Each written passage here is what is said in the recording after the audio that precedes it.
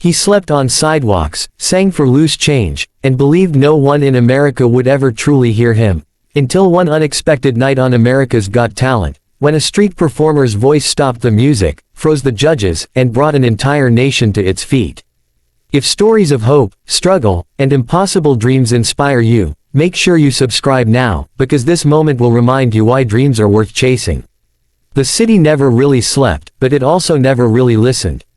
Every night, the sidewalks filled with hurried footsteps, ringing phones, and the endless hum of traffic. In the middle of that noise stood a young man with a weathered guitar and a voice that carried more pain than most people could handle.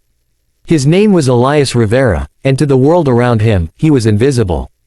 People passed him without slowing down, eyes fixed on destinations more important than a stranger singing on the street.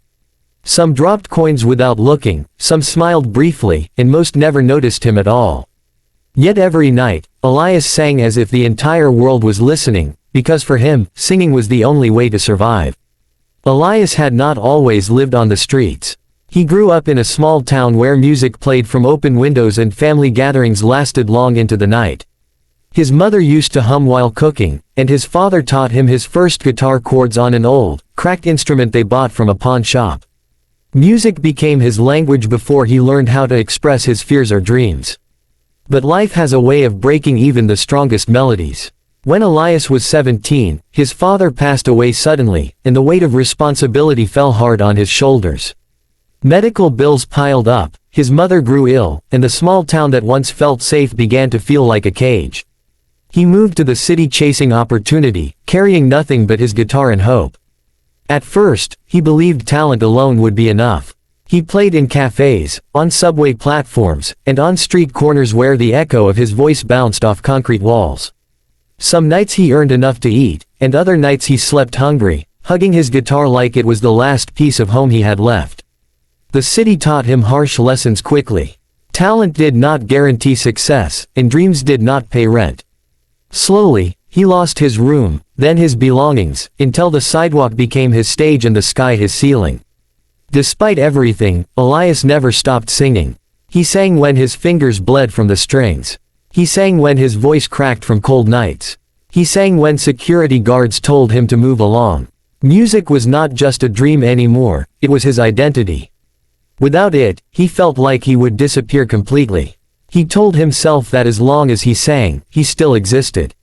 One night, as rain poured down and the streets emptied, Elias considered giving up. His guitar case lay open with only a few coins inside. His clothes were soaked, and his hands shook from exhaustion. As he sang one final song, a woman stopped to listen. She didn't clap or cheer. She simply stood there, tears streaming down her face. When he finished, she walked up to him and said his voice reminded her why she fell in love with music in the first place. Before leaving, she handed him a flyer. It was an audition notice for America's Got Talent. At first, Elias laughed. Shows like that were for people with managers, connections, and confidence. Not for someone who slept on cardboard and counted coins to survive. He folded the flyer and shoved it into his pocket, certain it would never matter. But that night, lying awake on a bench, the words echoed in his mind. What if this was the moment his father used to talk about, the one chance that could change everything?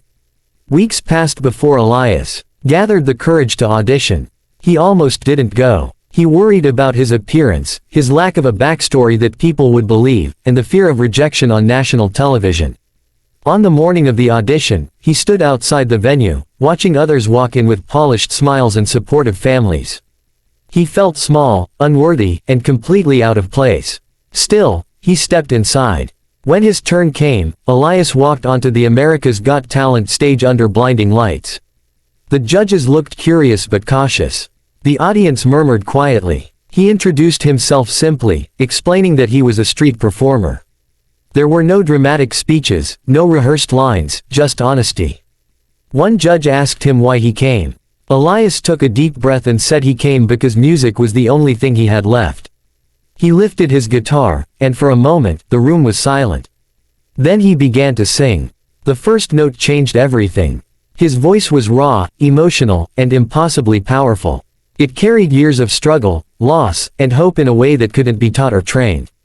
The lyrics spoke of nights without shelter, dreams that refused to die, and faith that survived even when life tried to crush it. The audience leaned forward, captivated. Some wiped tears from their eyes.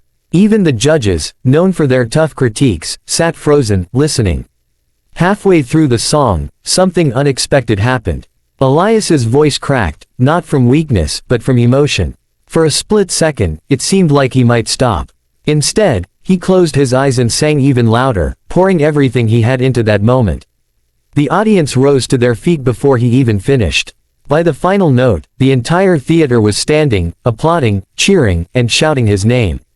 The judges were visibly shaken. One admitted they had judged him the moment he walked out, and they were wrong.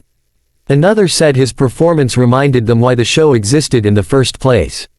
Then came the twist no one expected. A judge revealed that they had once been a struggling street musician too, and seeing Elias succeed felt personal. As the applause continued, the golden buzzer was pressed.